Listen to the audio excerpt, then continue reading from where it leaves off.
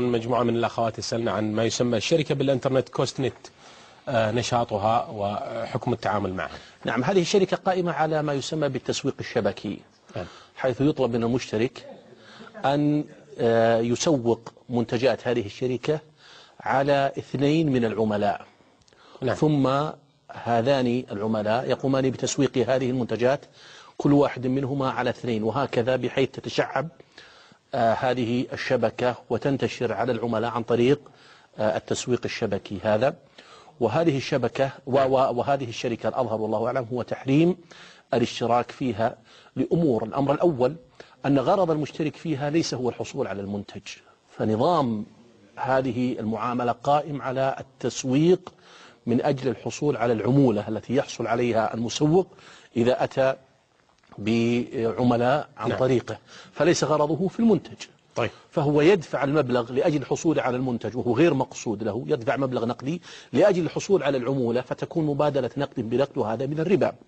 الأمر الثاني أنه يدخل أو ما يستحقه من أجر مرتبط بعمل غيره، لا يرتبط بعمله هو، وهذا فيه من الجهالة والغرر ما هو ظاهر. فالأظهر والله أعلم تحريم الدخول في هذه الشركة، وقد صدرت فتوى من اللجنة الدائمة للإفتاء هنا بالمملكة بتحريم شركات التسويق الشبكي القائمة على مثل هذا النظام. اللجنة الدائمة؟ من اللجنة الدائمة للإفتاء، نعم.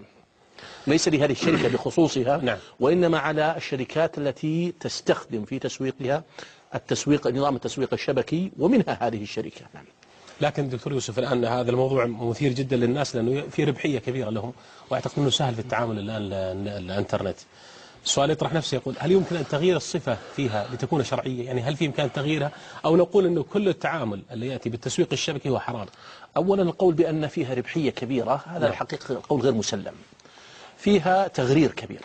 ما فيها ربحية أبدا؟ يعني ربحية إلى حد معين يظن الشخص أنه سيحقق له ربحا، لكن في نهاية المطاف يتبين أنه لم يحقق ما يصبو إليه، وأن ما ذكرته الشركة من إغراءات وتسويق للدخول فيها أنه هباء لا حقيقة له، وأنه مثل الشراب. هل هناك مجال لتصحيح المعاملة؟ نقول المجال أن تكون المنتجات حقيقية، تجعل منتجات حقيقية مقصودة لذاتها، وكل من سوق يأخذ عمولة على التسويق ولا يستحق عمولة على تسويق غيره. يعني أنا إذا قمت واشتريت هذا المنتج، مثلا نفرض المنتج حقيقي مثلا ساعة، طيب، وأنا أقصد هذه الساعة شراءها، أقصد شراءها أو أقصد أن أسوقها، هذا لا مانع، لكن لا أستحق العمولة إلا إذا سوقت أنا بنفسي، قمت بتسويقها على الآخرين.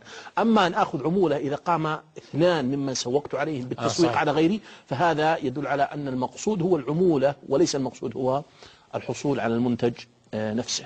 طيب.